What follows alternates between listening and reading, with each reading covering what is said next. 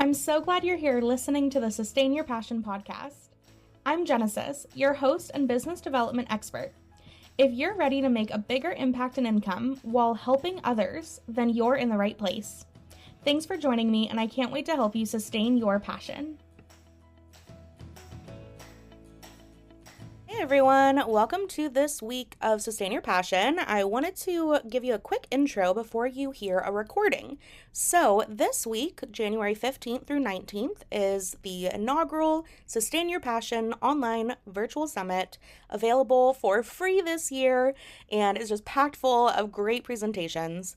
One of which, our opening session, is with me and Kim, my co-creator of the Liberationships method. And what this podcast will be is a recording of that presentation. So while there will be times that we are referencing slides, hopefully you're still able to follow along and do the activities with us. If not, there is a full recording of this session. Just message me and I'll send it over. Enjoy. Hello, everyone. Thank you so much for joining us today. Welcome to Liberationships, Critical Mentorship in Practice. My name is Kim McAloney. I have been doing this work with Genesis for such a long time, and we're so excited to share our conversations, our work, our thinking with you today. So thanks so much, Jennifer, or not Jennifer. Like we haven't been working together for like 15 years. Genesis, would you mind introducing yourself? I've never done that in 12 years. And yet right now I'm Jennifer. Okay, Jennifer Leach apparently is on our mind. I'm going to call Yes, that. yes. We're Maybe trying we're to bringing bring it into Jennifer the Leach in space. this room. Yeah. So hi everyone, I'm Genesis. Very often misconfused for Jennifer, but no, Genesis Long. And I am so grateful to be doing this work with you. It feels like my heart and soul in writing, which is really hard for me. I'm much more of a creative, like messy thinker. But Kim and I have been wrangling these thoughts into words for years together and sharing it with others. So the opportunity to tell you about what we've been up to, see what you think of it, and engage with you all today is just so exciting. So thank you for being here, because it wouldn't be as fulfilling for us to do this work if we didn't have all of you to engage with. So thank you so much for your time today and for carving out this time to be with us. Thank you so much, Genesis. We were really intentional for this to happen today, as today in the US is a national holiday in recognition of Martin Luther King Jr., his work, and more importantly, his values and the work that he was setting his life and ultimately lost his life for. And Dr. King so eloquently connected race and class, and those connections and oppressions systems together.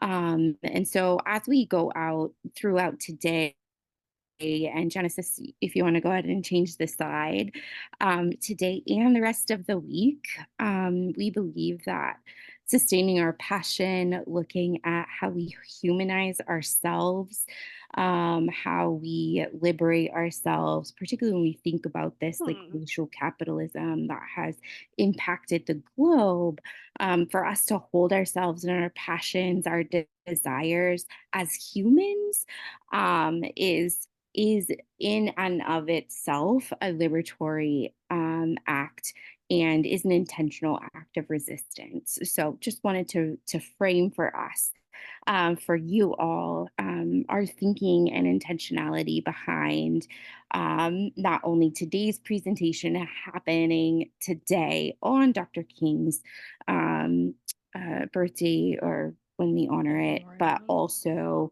the rest of the summit this week. So if you have a chance, please, there's such amazing folks presenting and sharing a bit of themselves with all of us today. So, and the rest of the week. So thanks so much. Thanks, Yeah, and I Genesis. dropped the link in the chat. So if you are not signed up for it yet, or if you want to see what all the other sessions are, all that information is there. If you want to make sure that you're getting all of the recordings from all the talks so you have access to them, you need to be signed up for it. So even if you're here and you got the link because you're on my email list, not everyone on my email list is going to get all the recordings. So please make sure you register for the summit so that you get copies of recordings if you want them.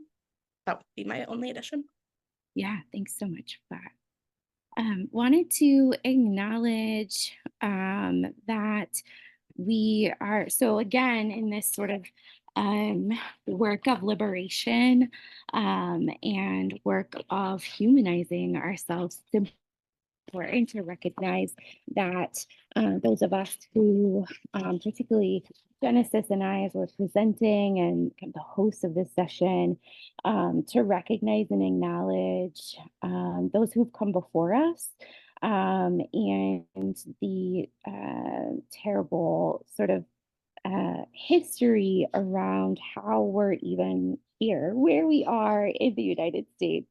And part of that is of land acknowledgement and sharing, acknowledging that there were people here before we got here, and that those people are alive and well today, and have current issues that since the beginning of colonization in the United States, actually of North America, that and those that history impacts to today that we're still experiencing, and these communities are experiencing the trauma from all of this. And so I just want to recognize I am calling from the land that was caretaken by um, the Kalapuya peoples, excuse me, who are now part of the Confederated Tribes of Grand Ronde and the Confederated Tribes of Siletz Indians. Apologies for my words today and how they're coming out.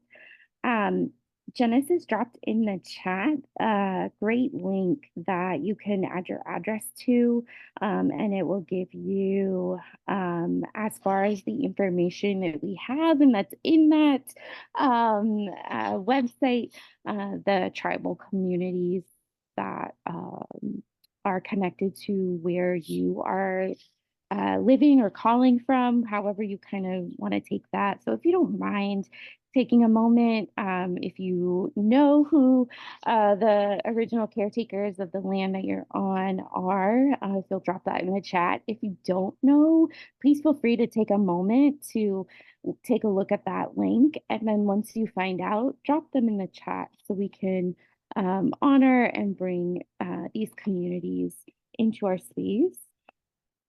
While you're doing that, I'll also share that Genesis is calling from Gresham, Oregon, which is close to Cayuse, Umatilla, and Walla Walla tribes, is the land where she is calling on. Yeah. I really appreciate this resource too. And hopefully, as you all are able to navigate it, and I know folks are on calls and all of that. So if you can't right now, know that we will be sending out follow-ups and you can always visit this later. But I love this resource because it literally gets down into like your street, not even just your town. And it's heavy sometimes to realize like I am in a house, right, that was built in 1951. This house is bigger than me in my life, and I'm just a part of its life for a little bit, but its land and its story is bigger than me, and that gives me some peace. So yeah, I really love this resource, and I hope that it can speak to you in a way that says people have been struggling in this space for a long time, but people have always been thriving as well and continuing to survive, and that might be something you can carry into our work together today as we explore what liberationships mean and how it might be influencing your life. Thank you so much for sharing that, Genesis. As you were sharing, my eyes gravitated to the Dr. King graphic here on our slide and the words lift as we climb. That as we are engaging and in our own liberation, that we are lifting others with us. And so much of that, thinking about decolonization, is right, like the acknowledgement and the work um, here. And so I just really appreciate, yeah, how you framed that and feel like it comes really full circle. So thank Totally. you. Yeah. So, and I'm seeing people are entering their new knowledge in the chat with us. So thank you Yeah, everyone for engaging with us in this way. thank you very much. Kim, did you have more you Awesome. wanted to say here? Oh, apologies. No, I'm Okay. good. No, just checking in. Why don't you engage in the chat for a bit and I'll leave the next slide. Sounds great. Dope. Okay, everyone. So we want to give you a quick overview of what you can expect with us for the next 45 minutes or so. So first, we're going to tell you about how we came to this work in continuation of our discussion so far, that we weren't the first people to want to study mentorship. We weren't the first people to have the thought of something's different here and we need to figure it out. But we'll tell you how we did it and how we came to the work. We will ask you to reflect with us about your experience with mentorship, and we'll give you some prompts for that.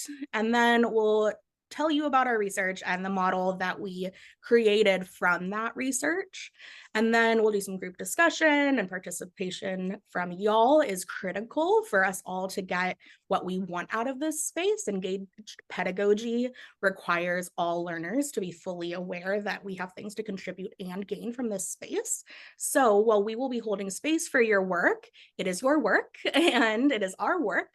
And so we really value all participation. There is nothing that we cannot hear from you today that we won't be grateful for you sharing. So feel free to participate as much as you feel safe to, and know that we are here to support you. And with that, we are recording, so I can move forward from this slide. That's good.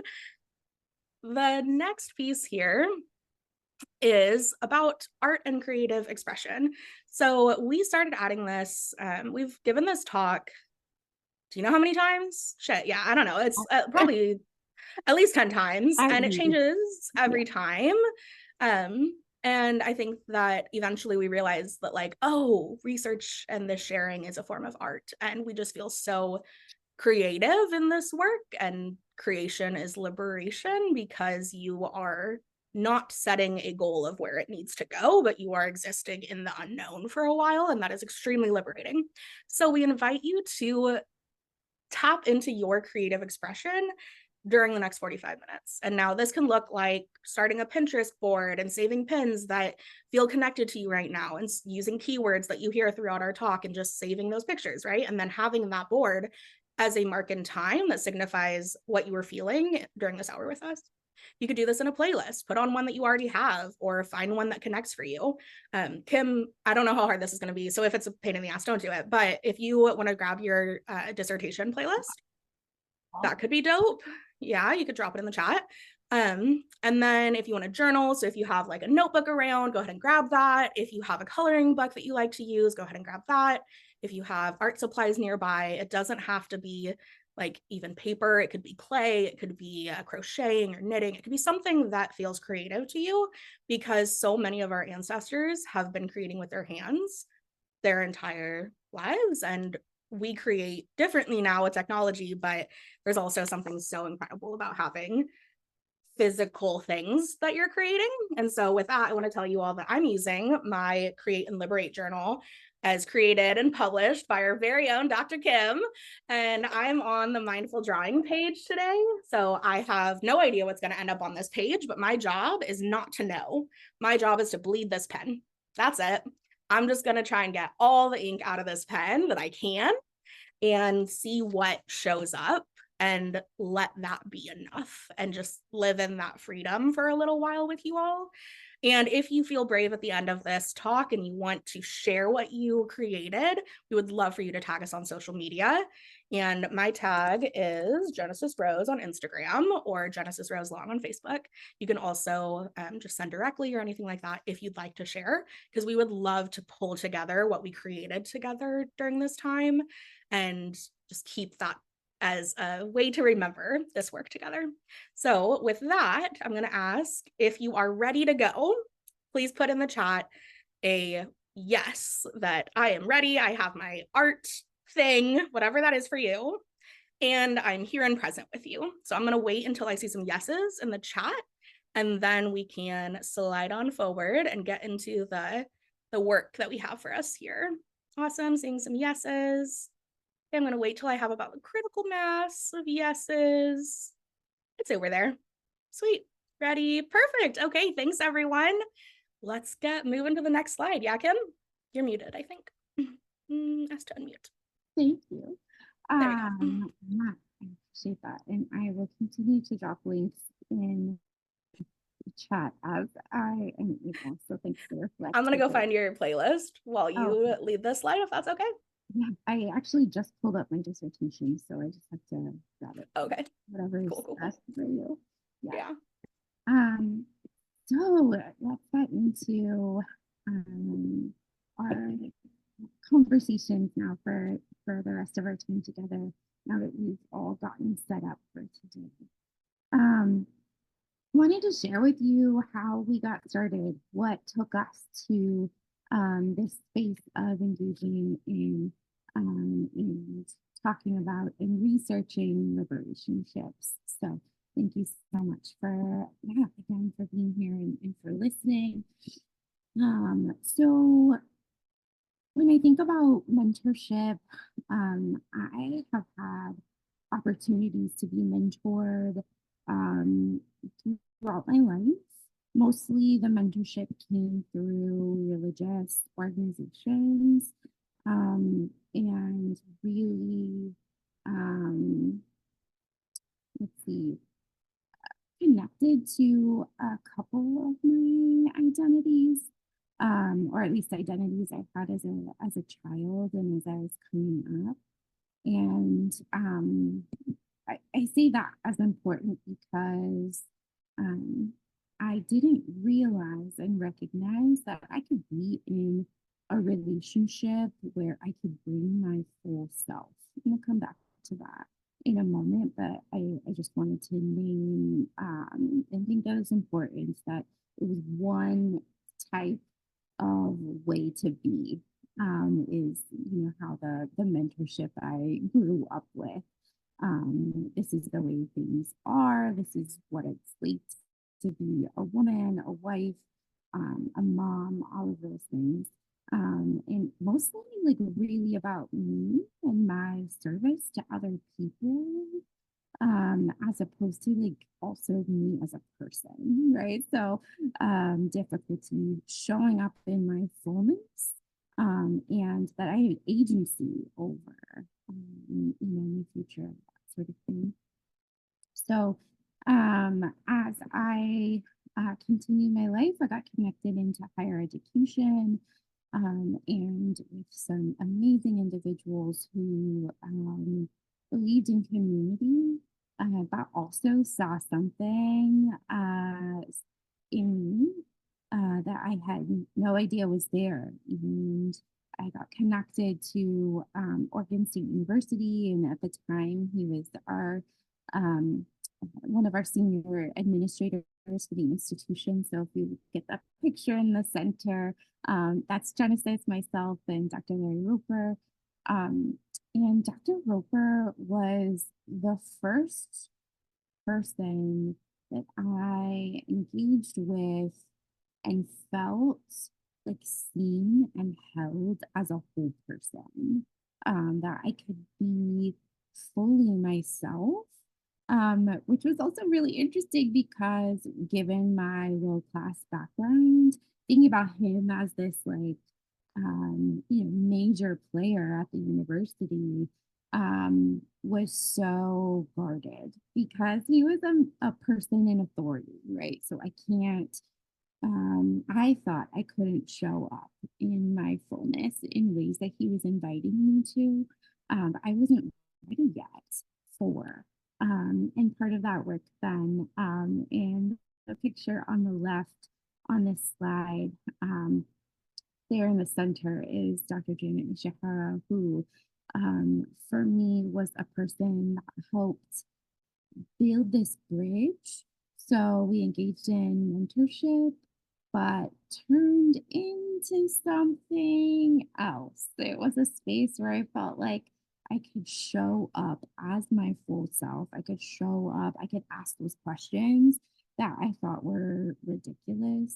I'm also sitting here talking to all of you today from my bed with adaptive um, resources around me with not as much light in my room because I'm struggling with migraines. And like, I am showing up as best I can today. And this had not been possible had it not been for these two and the intentional work on relationships, mentorship, and then liberationship here, which will make more sense as we continue, but wanted to just yeah, name some of those pieces. Jonathan? Yeah, thanks for sharing about your reflections and engagement with mentorship, Kim. That's really helpful to hear. I always learn something new about you every time we share on this slide. Like it's never the same information. And I love that because we continue coming back to this reflection over and over again. And as we change, what stands out changes. So thank you for sharing that with us. So for me, what I'm going to share today about my engagement with mentorship is I think that my first mentor was my grandma, and I didn't realize that, but yeah, I know, right? Yeah, I've never said that before. Exactly. That's what that face was. I didn't realize that until recently, but I loved learning crafting from her. She had a craft room that I just lived in whenever I was at her house, from creating little dolls' clothes for my Barbies or learning how to crochet or staying up all night while she chain smoked and watched Murder She Wrote, and I would sit there drawing, and she just didn't give a fuck that I stayed up late and was able to just nurture that creative spirit all night long and bring me cookies and water. Like it was so sweet. And looking back, like I did not know that that's what a form of mentorship could look like, and I don't think that I felt so nurtured in my home life like with my other caregivers, but that she always showed me that that was a great space and a way of existing that worked for her. And so it impacted me.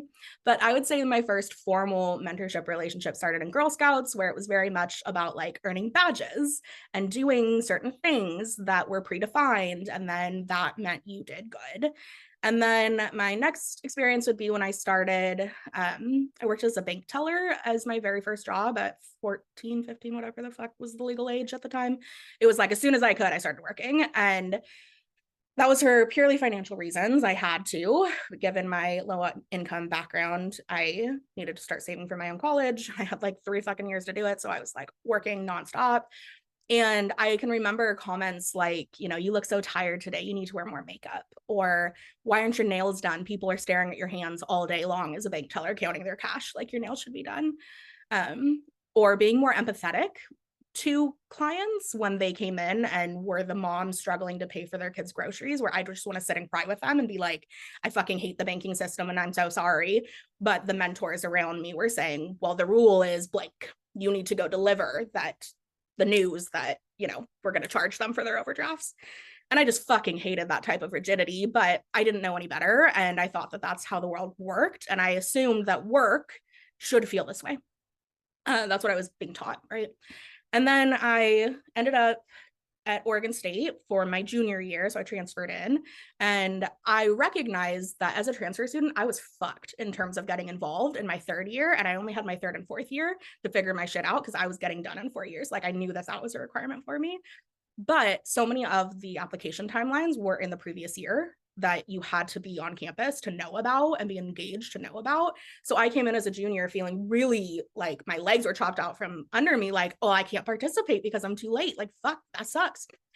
And then I found a job posting for an academic coach, I think is what it was. I applied, they wanted to hire me, and then the funds got cut. And a lovely soul named Maura Dempsey saw my application, saw my eagerness, saw that I wasn't going to go away, and recommended I connect with Kim and was like, I think you two will have many things to talk about.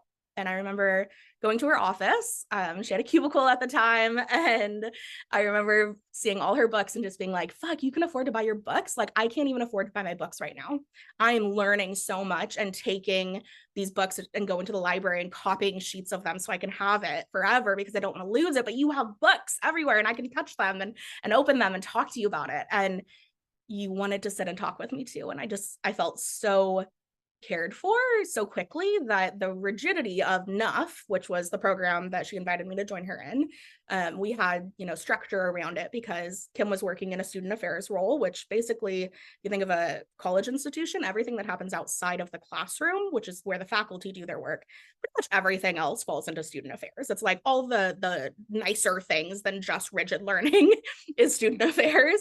And so NUF is a program designed to help people interested in learning about the world of student affairs to explore it. And so Kim invited me into a mentorship relationship in that way. And very quickly, I think we shot through all of their curriculum and then we're like, we have more to talk about. And from there, I ended up joining the same master's program she went through after applying to a few places, figured out that would be the right fit for me. And so the pictures you see of me here in the center, that's my undergrad thesis defense day, where I studied mentorship of NUF students and the impact that other mentors were having on their students. Because I was like, is it just a Kim thing? Or is this just the program thing? What's happening here? Why is this so impactful for me? So I studied it, and it was essentially called Mentors Matter was the title. And it was all about documenting how people would change through this type of mentorship that they were engaging in. But I really just wanted to look at the positive side of it, which was so fun. Then the other picture on the right, that is my CSSA grad day. Yeah, that's the goofy hat for that, right? Yeah, okay. So that was my master's degree celebration. And in that, I studied why I care about students. What is it about students that make me want to help them and work with them? Because having a psychology degree, you can kind of help anyone, but you shouldn't. That's an unreasonable feat and goal. So trying to figure out, well, who do I want to help? That was my goal for my master's degree. And I studied students and learning and education. And through those engagements, continued to work with Kim. And our relationship started shifting over time. And we started noticing oh, this is different than these other relationships, but what exactly is different and why is it sustaining so long? And how is it handling so many ebbs and flows of our different roles? How the fuck are we doing this? And why isn't everyone getting this? Is essentially the driver behind it that kept us moving forward. And so that's what I'd like to share with you all today about my history with mentorship up until engaging with Kim. And then you'll hear more about what engaging with Kim has looked like for the last whatever the fuck 12 years ago, or whatever, minus those years, for a long fucking time, guys. And so you'll hear about that through the model here in a minute, but I'd like to direct you all to the handout.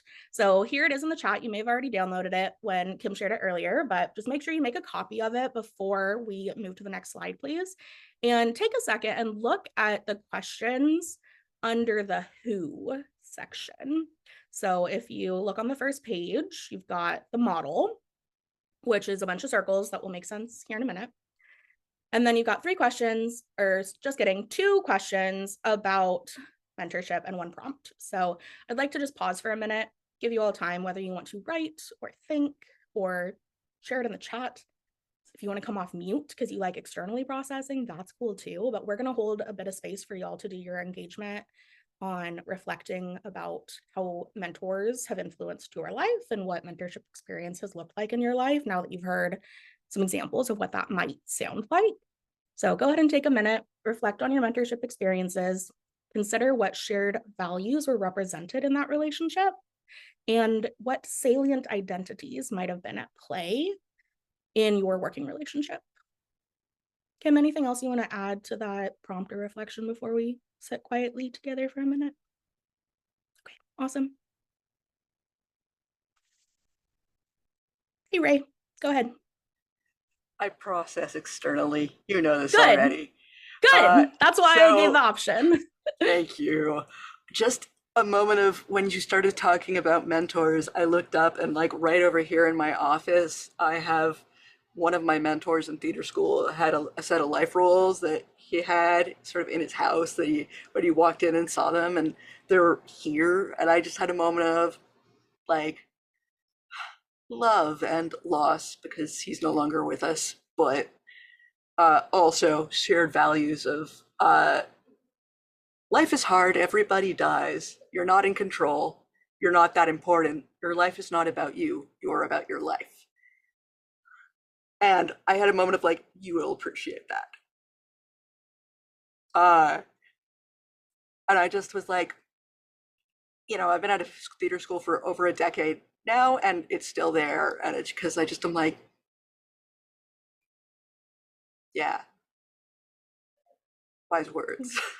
Seriously, I love that we're recording because I just, that was so beautiful. Yeah, if you can type that out for us, like I would just love to have that captured, because the fact that you were able to feel inspired to create that in this space with us feels so special. And I just love that you were so brave in sharing it. And yeah, just thank you for sharing that. That's so amazing and beautiful. Also, if you hear some noises, my dog is drinking water right here, and that's what's happening. And my husband just home, which might be some more noises too. Makes me think of, I had a mentor in college, well, a professor. I don't know that we ever moved into mentorship experience, but he, at the end of the class, he gave us a bookmark that said lessons on life from Annie, his dog who passed during that term with us. And it was so cute. It was like, learn how to growl, or learn when to growl and not bite, or something like that, and like play every day. Like, it was just so sweet. And yeah, I think people that are willing to share their lessons learned from life are really special. So thank you for remembering those words that they shared with you and sharing it. That's amazing. I think we'll probably hold space for just a couple more seconds of reflection. There's no right or wrong here. Just get any thoughts down. The fact that you are looking into this is the work. It's not that you get a certain aha. It's not that you process to a certain amount. This work will never be done. These people will always be with you, and your experiences will always be shaped by them. So it's okay if we engage right now and then pause, because you can come back to this later. Okay. Thank you so much for that. Like, what an amazing nugget and gift that this is the work, and that we don't have to do it all right now, that we get to keep doing it, and thinking about what's going to unfold in front of us then, and that growth piece, which is so important. We're going to talk more about. So thank you so much for framing it for us in that way, Genesis. Really appreciate it. Excuse me. So the research, how did we get here? So Genesis, myself, and Janet, Dr. Nishihira from the last slide, were engaging in conversations. And at the time, Genesis was working remotely and in a different location. And so I can't remember if we were sitting in my office or Janet's office, and just engaging in our usual conversations. And as folks who all value growth, we started in all of us also like questions and critical questions. Naming is important for us, all of those things. We started to talk about like, there's something here that feels different than any other mentorship, relationships or experiences that we had. Each of our relationships, mine with Janet, mine with Genesis, Genesis with Janet, Genesis with me, even the three of us together, like, were different spaces. They felt different. We felt different. And we're able to like come away from our conversations with so much care, with feeling validated, with some sort of confidence, if you will. Also, like all of these like amazing things. We're like, what is this? There's something here. And so, given our conversations, they're kind of just being able to talk about it. About 6 months later, I was in my second term of my doctoral program, and I was a ethnographic research methods class. And one of the assignments we were tasked with is to engage in some sort of like mini research project. And we had just had this conversation, right, about 6 months before around what's different about our relationships. And a particular reading early on in the class was about this type of research method called duo-ethnography, which is duos, more than one person. Ethnography is like the study of culture. And so, um, as I read this article that was written about transformative learning, um, like all the things clicked. And I reached out to Genesis and Janet and was like, hey, do we want to do this? Like, do we actually want to engage in these questions? And so based on all of that, we were able to design our research study, which did go through all the right protocols at the institution, which is funny because they said that what we were doing isn't real research because we were studying ourselves. So if that tells you a bit about, right, like, ooh, okay. So our three research questions are here. Like, what was unique about our relationships? What are the components that make this different, right? And how do we describe this experience and what it is? As we engaged in our methods, this duo ethnography, so it's the three of us, we began and ended 4 sessions, where we had conversation, and we began and ended each of those with individual reflection. So that way, then in our fifth and final conversation, we looked back at our notes from our reflections, and saw how our thinking changed because of our relationship and conversations with one another. So had these sort of let's talk about it, and then let's talk about it, like from sort of a meta or like a bird's eye view, if you will, a 30,000 foot lens, so we can really start to think about how is this working, and connecting. So that's that's how we came to the research. And now we get to share with you what we found.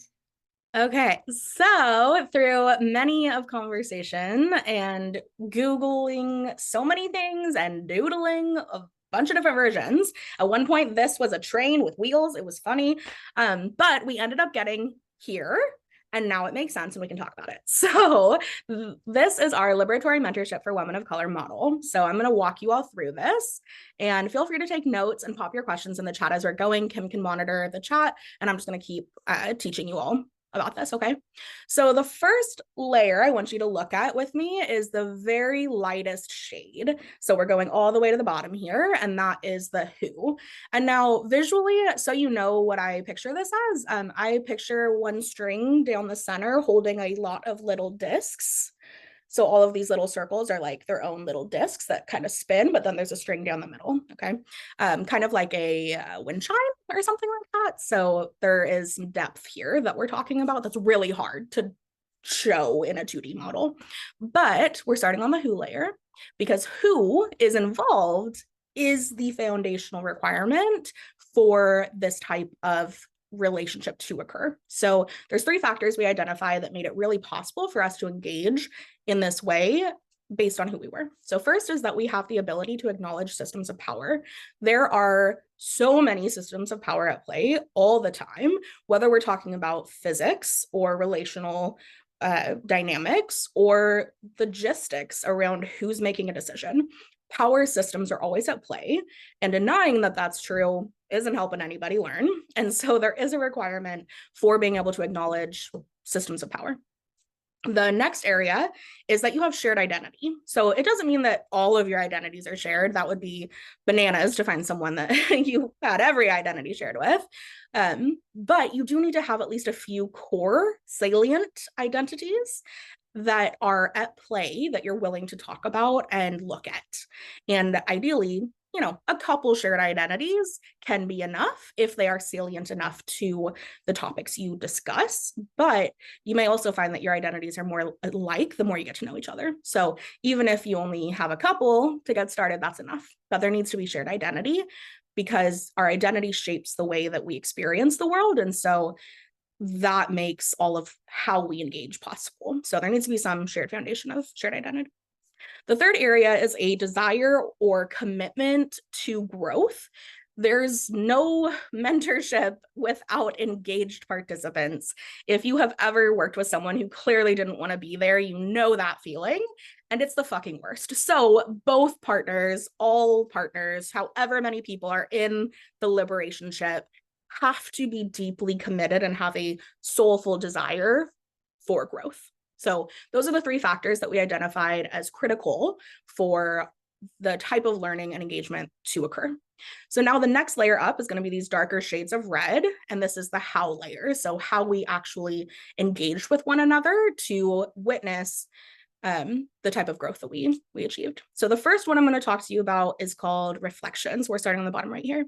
So reflection is the process of talking about your experiences. So in cognition, which is the ability to think, there's two types that I want to talk to you about. First is the layer of cognition that is present and active right now. It's the thoughts you're having here and now.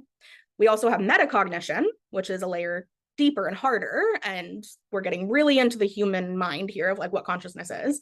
But so we have cognition, and then we have metacognition, which is thinking about our thinking. So there's like the act of doing the thinking, and then there's the act of thinking about the thinking, which is what Kim was saying of like, okay, we have this, but then let's talk about this, right? There's two conversations that can be happening, but neither are possible without reflection capabilities. And reflection requires trust.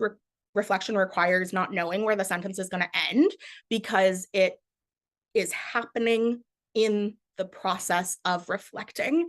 And so you both need to be able to know that it's okay to share reflection wise and honestly, but then also to receive the reflection from another person without needing to capture and stop it, right? But just let them flow, let them reflect with you. So that's the first area of the how. The next one I want to talk about is reciprocity. So we're going up, we're going counterclockwise, I guess. So reciprocity is the ability to give and receive, and to know that essentially by receiving, you should be giving, or by giving, you should be receiving. Like it's the belief that there is enough good in both of us to share. And this is very different than the typical mentorship model that's out there. We have studied so many other types of mentorship, and they all position people like this. This is mentor, this is mentee, this is knowledge, this is not. And I'm going to pour my knowledge and experience into you, mentee, because you have nothing to offer me. And that's just fucking wrong. So what we say is that instead, it's not like this. It's not mentor, mentee. It's liberationship partners that both have shit to share, to learn, to grow, to give, to offer, and that requires reciprocity. So reciprocity is all about identifying your resources, sharing it, and being able to have other people identify their resources and share it with you too. And whether that is an action of like, hey, I found this book I think you'll like, or I have 20 minutes tomorrow, let me take that task off your hands. Or when Kim and I were finishing our slides 5 minutes before this, and she was like, I'm a little overwhelmed, I need to do these 4 things. And I was like, I'm doing these, you go do those, we'll figure this out together. And it was great. So reciprocity is a critical component to how we engage with one another. And then lastly, we have resistance.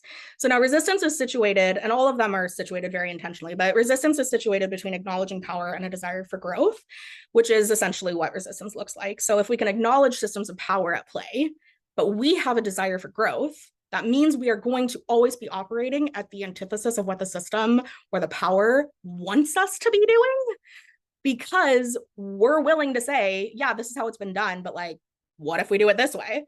And resist the ways that are oppressive in keeping us stuck in the past and say, no, I have a desire for growth here, and I'm going to resist this that doesn't feel right. And doing that together means that it's way less lonely. You can see what's happening. You can acknowledge that you're going through a period of resistance and change, and maybe make it less about like a personal failure if you're feeling discomfort, and more about a system at play that you don't like being looked at critically for the first time in your life or work. And how that feels is resistance. It will feel hard, but without having all of the pieces of reciprocity to know you're not alone and people can support you, and reflection to hear that you're not alone in these thinking and these struggles, and then resisting it together, change can never happen. So it's all connected, and those are the three hows for us. Now the why is the top level, so that's going to be the three areas in the center. So what we identified as like, why would we want these relationships? What are we getting from them? The primary outcomes are growth, validation, and increased work productivity, which we've actually adapted more recently to be contribution to community. So growth is, we have that desire for growth and we're getting it. Whatever the fuck that means, we figured out, and we are different and we're changed and we're growing. Validation in our identities and who we are, and that where we are is okay, and that we're doing enough, and that we belong. And then increased work productivity, or increased contribution to society, is because you have your needs better met now because of the engagement here. So you can do more creative endeavors like writing a fucking research process and seeing it through till you have a 200-page fucking book. Like, that's because of this work we did together, and is a direct result. And looking at our careers and all of our success, like, I know that we both cite our Liberationships with one another, and Janet and Larry, and like people we've brought this model to since then, as like a requirement for getting here. So this is what we created. And since then, we've now written a lot of presentations and developed them and gave them. But I don't know how many journal articles, a lot. Some blogs, some webinars, some talks, some book chapters, and most recently a book that is in production right now with our publisher that is going to be coming out this year. So we hope that if you like this talk, that you will want to continue learning about it. And there is lots of information for you to explore should you have any of these areas that you're like, I want to know more about this. Now, if you have questions, we're here. We are happy to answer them in the chat. If not, I know it's a big concept, and I don't want you to think you would need to fully understand it right now to move forward with us onto the next slide. Kim, is there anything else you want to add to my description of the model before we move into group discussion? Yeah, just one thing really quickly. Thank you for all of this. And I'm excited because I made a new connection. Um, but which is like, this is like theory and practice. This is what theorizing is, right? Like the academy, the elite have like said, put up here, like you can't do this type of thing, right? But we're like actively doing it in the moment as we continue to learn from one another, new things every time we do this presentation, even though we use very similar slides every single time. Um, Anyways, so this is theorizing in action. I just wanted to like meta that for a second. Um, but I wanted to name also that we were really intentional about the shape of this model, which is why it took us so long to get here. That we really wanted growth to be represented. And we kind of feel this is similar to like a flower, right? And how the model looks as a flower grows, right? And a flower has different seasons and cycles, but it's still growing. It's all a part of that. And it's alive, right? It's alive, it's breathing, it's interacting and engaging with others and its environment, right? And so just wanting to name the sort of growth and connection um, to nature, connection to our world that we live in. Yeah. That makes me think I want to name that the flower idea came from a participant. Someone was like, it's a flower. Do you see it? And we were like, oh my God, we see it now, but we hadn't before. And then I forgot a piece of it for you guys. So the outer layer, there's a string kind of all the way around it with these little triangles, right? That's to demonstrate that all of this is always in motion, as Kim was just saying, just like life is. Otherwise, we'd be dead. Like we are always in motion and growing, and that's okay. Who's leading this slide? Do you remember? We didn't talk about it, but I'm happy to. Dope. Go for it. Awesome. So we want to open the open dialogue now for the next segment of this session. And so we're going to break folks up into breakout rooms. Is that possible, Genesis? You think? No. Okay. We're going to do it as a big group. You're going to stay here in the conversation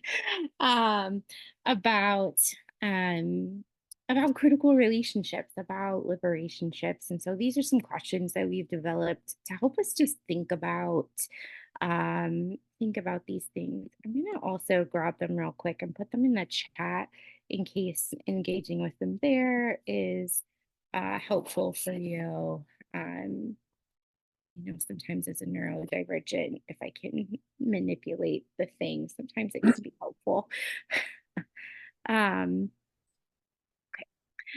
So the questions here, we can engage with any of these or all of them. So if you see a question that you're like, yes, let's please start there, feel free. So I'll just kind of go over these really quickly, and then I'll wait for someone to either put something in the chat or to raise their hand. To engage and answer and help direct our conversation. So what's problematic about the term mentorship? What areas are focused on in liberationships? How do you decide what to talk about and what to focus on? How do you gain shared meaning around the relationship and what it could be or where it is, what it is in the moment? How might our relationships be impacted with how we see ourselves? And that could be both now, could be in the conversation, it could be in the moment, it could be tomorrow, right? Like any of those sorts of pieces.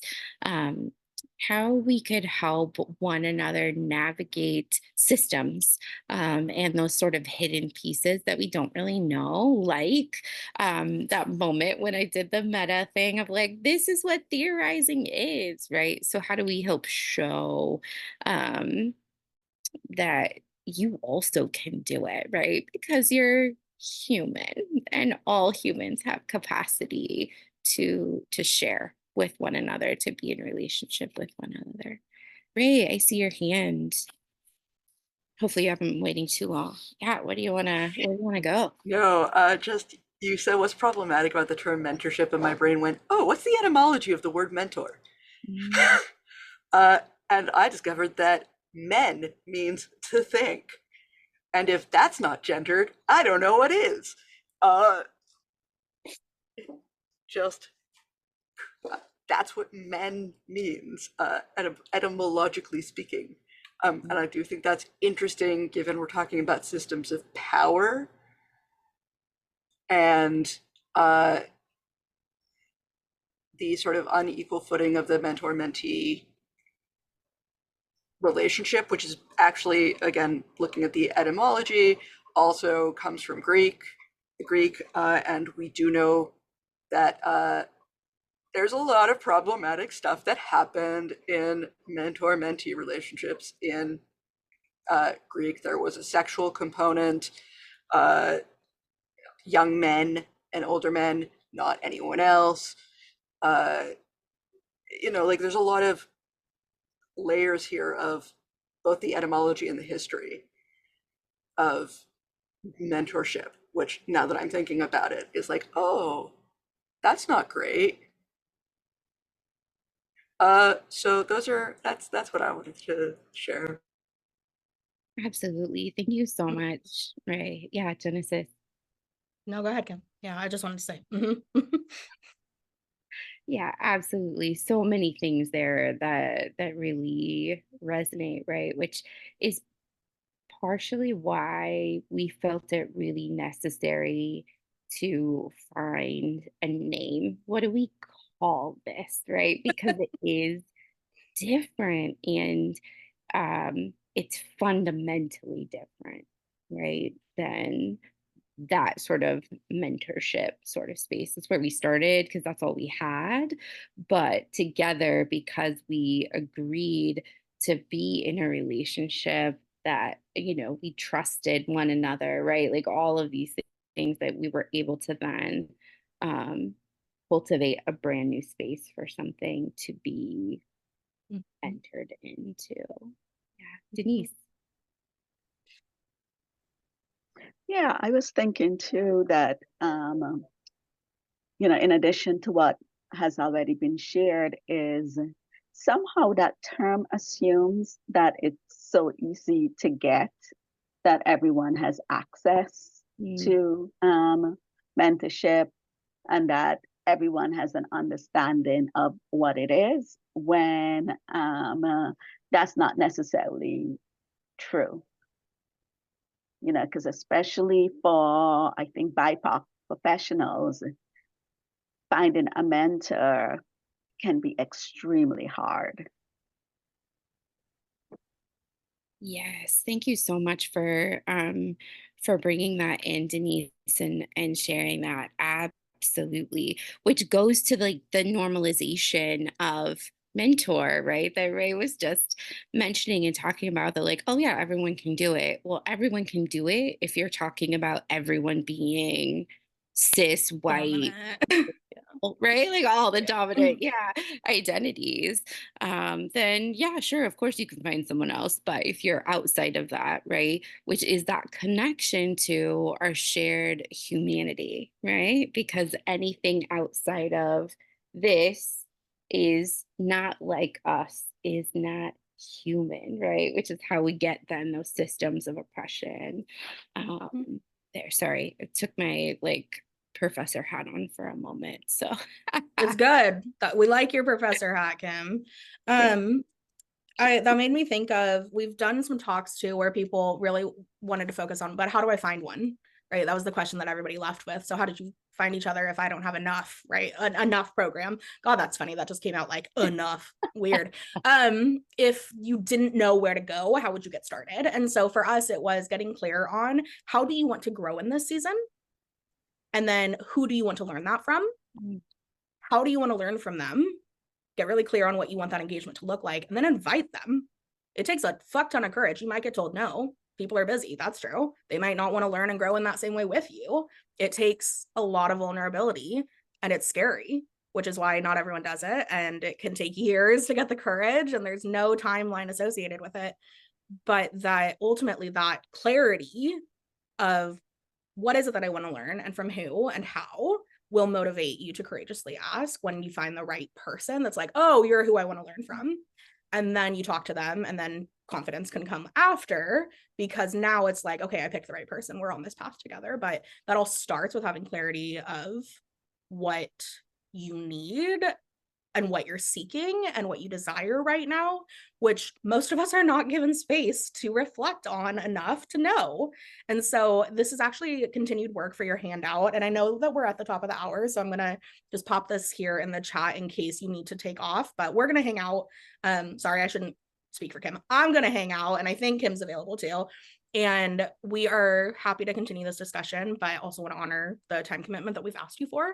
So if you want to continue this learning, your handout actually has a series of questions related to the ones that I just identified about how to get started and how to do this reflection, because at its root, we are organic beings that, if not growing, are dying, the same as a plant. If we don't see, if we're not nurturing its light needs, its water, it's different fucking so hard to understand nutrients it needs, because it can't tell us. But if we aren't looking at those things and monitoring it and considering what might it need to be more successful right now, we just don't know, and then we can't ask for it. So it all really starts with reflecting on where you're at right now, where you want to go, how you want to grow, and then hopefully that clarity can come with a bit of courage to share and ask for support.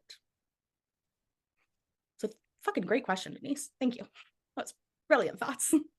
And the BIPOC nature, once we get into literally once you step a foot outside of dominant culture, right, we start talking about neurodivergence, which is everywhere, right? We start talking about class issues, start talking about even gendered issues, right? Like, it's all part of it. And if you know that there's room for you to grow in any of those areas, like, there's probably somebody that you could learn with. Which is why that shared identity piece is important, to connect on. Genesis, are you okay if I share like one of our regional identity connections? Okay. So thinking about, we connected as multiracial, biracial folks, and just started to have these conversations around like, oh my gosh, that happened to me too, right? So the validation, which then brought trust, right, helped us get into that space. And then because we're able to understand systems of power and privilege, we could then talk about, yeah, we live in a society where things are very mono-racially based. And so what does that mean for us as mixed race folks, right? So then we get to have those reflective conversations reciprocally. And then we can say, and how do we want to show up, which is the act of resistance there. Yeah, thank you. Yeah, Anissa, please feel free, whichever you would like to do. We can talk about it now, or you can send us an email. Yeah, absolutely. Thank you so much, Denise. And thanks for showing up and being here. Yeah, Anissa. So I have a question about the liberationship. Would it be best to find someone who shares a similar identity of you that's non-dominant? Like, so I have a physical disability, but all my mentors have always been able-bodied. So would I have a more fulfilling experience or an actual liberationship if I were to find someone who also had a physical disability? That's a beautiful question that I just want to sit with you for a second and say thank you so much for acknowledging that you've yet to have a mentor that identifies with you in this way, because I feel grief for you over that, whether you do or not. I don't know, but that makes me feel grief and motivation to want to help you figure this out. So thank you so much for reflecting on that and sharing that in this space. First and foremost, that was beautiful, and thank you. Regarding the recommendation, I would have to say yes. My inclination would be that if you are identifying that based on your past experiences, you have yet to feel seen, known, and supported wholly, and your salient identities include your disability status right now, that you deserve to have someone hold that with you. And so my hunch, knowing the way that psychology and connection and relationships and bonding work, would be to say that absolutely you would have a different and potentially more fulfilling experience. Does that mean that every person with disability or every person with your disability will be fulfilling for you? No. Like, we can't go that black and white with it, right? But like, the idea of you finding spaces to reflect and liberate yourself with shared with folks that have shared identities, I have a feeling could be very healing for you. And I'll let Kim speak a bit about if she's got like other recommendations or if she disagrees. But yeah, just instinctively, like, I feel like I know the answer is yes. Yeah. Kim, what do you want to add? Yeah, I just want to echo the thank you for sharing and bringing this question to the space. And thank you, Genesis, for going first and offering validation, right? And grief. That's also a part of this process because of the systems of oppression that are dehumanizing us, right? That there's this grief that we need to sit with around, well, why aren't we seen as whole people, right? Why can't we show up in our full authenticness? Um, I would add to the conversation here around, um, you know, one, liberationship is not everything and only. So my liberationship with Genesis is different than my liberationship with Janet. And together, our relationships, when we're the three of us, is different than when we're individually with folks. Um, and I too have been sitting with, okay, where do I find community with this new identity, as like my chronic pain is like implementing me in really different ways now. And so how do I do that? Do I know if I can connect with Genesis on it? We started to have some conversations, but this is new for me, right? So as I'm reflecting, trying to figure out what is it that I need there? What is it I need as um, newer, a neurodivergent entrepreneur who also like produces products. What does that mean?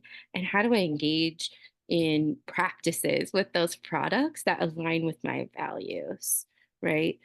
And so that answer, thinking about Genesis in my relationship, Genesis sells services.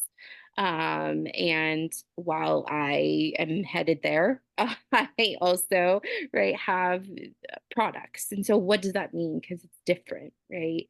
And so just wanting to name, one person can't be your all. It takes a village to raise a child. It takes a village to be in community. It takes a village to be human. And each of us come with our own experiences, our own likes, dislikes, creative, even expertise, right? And so because of that, we get to have, we can have opportunities for deep relationships in multiple ways with multiple people. It just might be few, right? Which is one So person good.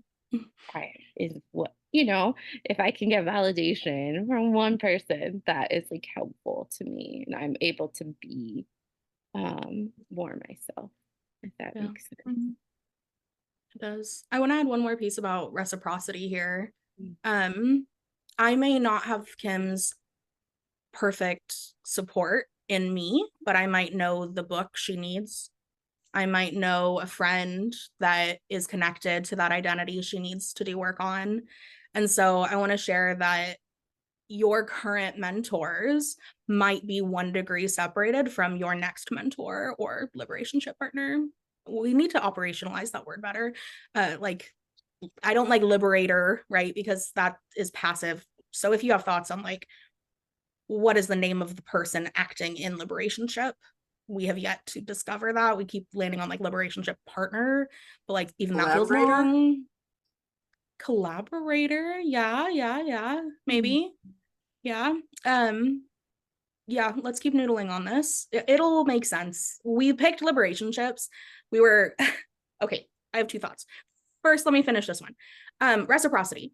lean on the people in your life right now to help you find your next liberationship person, because chances are if you like them, they might like other people that you need.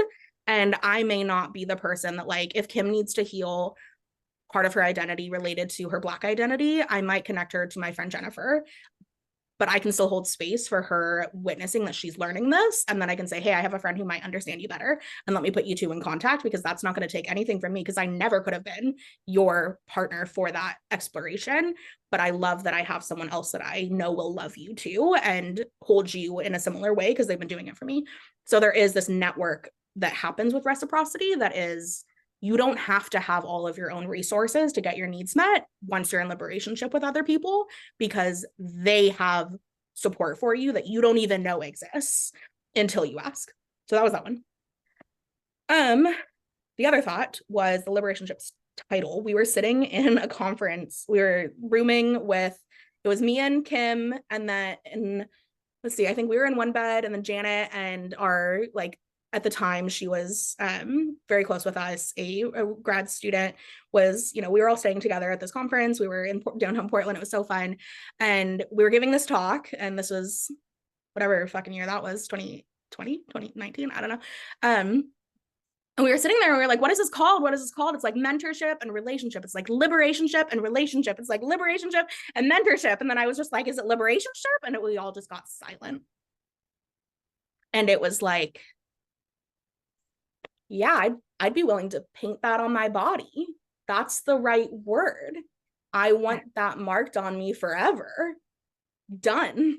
So given the question about the naming, right, I just want to say, like, we'll know when it's right, and just like you'll know when you find the right people that are like meant to take you to your next journey.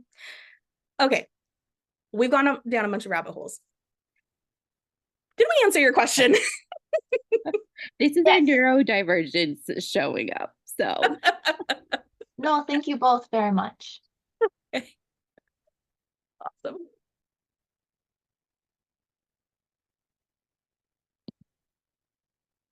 Oh, Brittany, I love that idea. That's so sweet of you. I don't know that I have capacity to chop up pieces of it, but I will see if my community does and do my best to meet that need and that request of yours, because that's a brilliant idea. I love it. Are there other thoughts y'all want to share before we close out this time and space together and ask you to do your final closing reflection and possibly bravely share what you've been creating with us during this time on social media? Anything else you want to bring up before we move into closing? Yeah, just like as a person living with disability as well, I do just want to be, hey, you're not alone. And that ableism is one of the most deeply ingrained aspects of power and power structures that sustain themselves and feed themselves, that I have encountered. And like, this is my, like, part of, like, I mean, as, again, I'm a person with disability, I'm queer, I'm non-binary. I have a lot of vectors for where I encounter this stuff, that people see it and don't see it. And ableism is, the term coming to mind is super ableist, and I'm not going to use it. It's a spot that people don't see and are very uncomfortable acknowledging, and it's deeply ingrained in our language and our structures of power, and just, yeah, it's tough because it's a thing that people don't see, and that able-bodied folk in particular find, I think, scary. I think that it scares them, especially when it's like, it could be me. And that's an aspect of disability, that an identity that I find very interesting. That, yeah, it's, man, it's so deeply ingrained. It's absolutely wild. But you're not alone, and there are people who see it. That's beautiful. Thank you, Ray. And yeah, that makes me think of able-bodiedness, right, is a spectrum, and yet there's such a binary of can you do something or not. right? What about, can you do something with accommodation? Like, can it get done? Yeah. Is it going to look the same as like anybody else? No, but that could be okay. It comes back to the rigidity and of oppression that says, I have the right way and your way is wrong. And I hate that. It is everywhere. So thank you for acknowledging that and bringing the fact that we are not alone in this journey, because we all have each other now. We have shared a time and space of liberation together, and we will always have this shared experience. And we now have a shared identity of being folks that came to the session on this Monday. Welcome to our circle. And you are forever not alone now because you were here. And I love that. So thank you so much for that reflection. I'm going to invite folks to use the chat. If you have an idea of how you want to implement what you've learned or how you'll bring this new knowledge into your mentorship or relationships, whatever you want to call them, for future discussion with other folks in your life, I would love to see in the chat. If you are Ray and you want to verbally process, come off mute. That is cool. There are options for you. If you want to write it down and share it some other time, that's okay too. And I'm going to come up with my answer too. I want to learn more about internalized ableism. I've learned a lot about internalized oppression at large, but not specifically ableism. And while I have been diagnosed with quite a few disabilities, like mental health disabilities over the years, I don't know that I've ever directly done work on healing and accepting that identity fully. So I feel very inspired to do that work right now. And so that's new for me.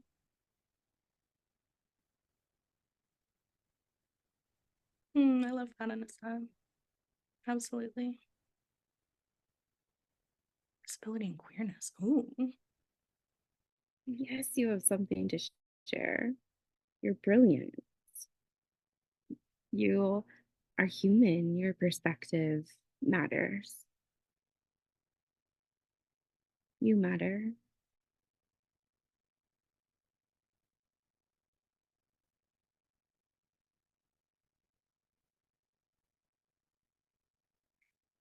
Ray, is the book Exile? Is that the book by David? Okay. I really truly have to go look it up because I have it somewhere. And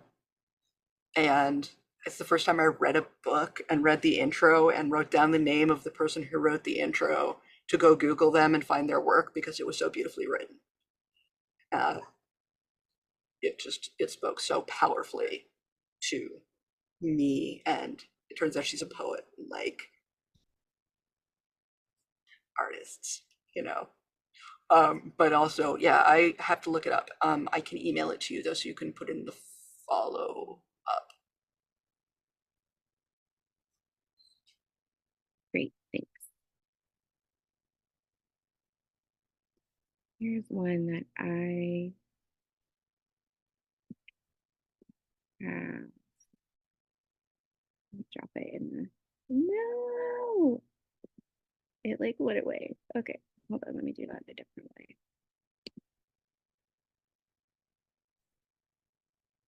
My computer is about to lose power, so I need to go. Oh, no. Thank you Makes so much for sense. being here. Yes. And Brittany, share that link somewhere I can find it after. I can try to share it in the Facebook group. Ooh. Thank you so much. Okay. I think we might be ready to close this space. Yeah. Yeah. Say, let's continue these conversations. Yes, please. Thank you all for being here today and for engaging in this rich conversation. I'm so thankful to be able to have learned from all of you today.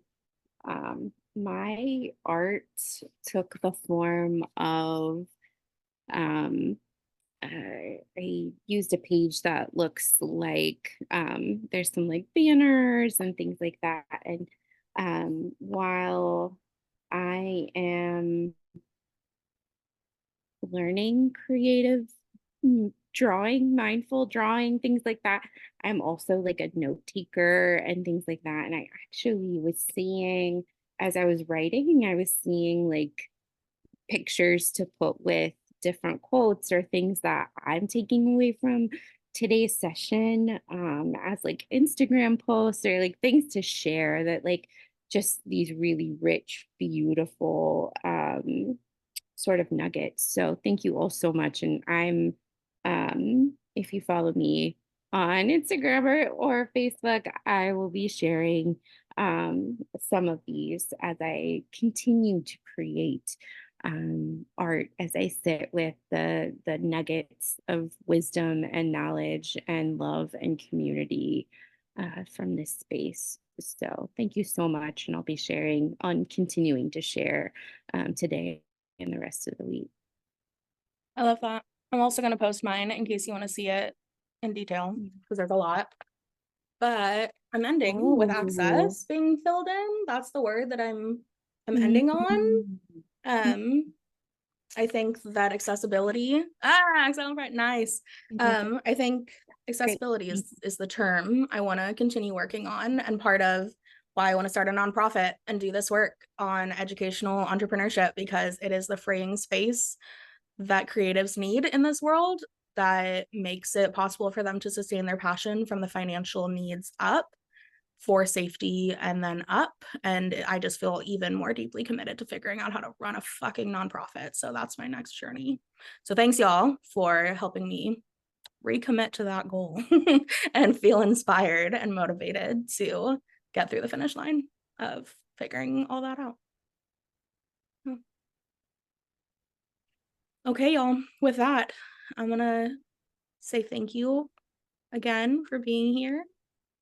And we look forward to continuing these conversations. Yes, thank you so much, all of you, for spending this time with us. I appreciate sharing of yourself, your art, your knowledge, your wisdom, your questions, your conversation in the chat, emojis, reactions, right? Like it's different to engage in a virtual environment. And so all of those things that we might be looking for if we were sitting in a room together or standing in a room together or laying in a room together, right? Like, so thinking about like if we were in space together, we would be engaging in a lot of different ways with one another that we have all been able to do in different ways here virtually.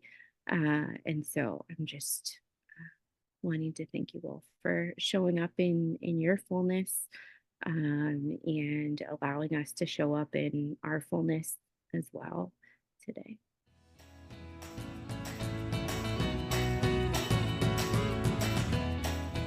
Thank you so much for listening to this episode of the Sustain Your Passion podcast. If this episode helped you gain a bit more clarity, courage, or confidence, please share it with your friends on social media or in a text. It would mean the world to me. Thanks in advance for sharing this episode. I hope you have a great week, and I'll talk to you soon.